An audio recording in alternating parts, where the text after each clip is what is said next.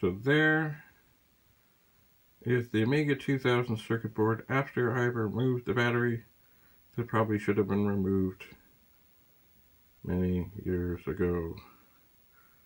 And indeed there seems to be residue. If you watch the other video, you saw I didn't have the easiest time getting this thing out of there. But it did come, so I'm going to have to look carefully at the board and see what's what. But I suppose what I'm going to do now, and that's right, the residue field goes, well, quite far. Like an inch or two in each direction, which ain't good.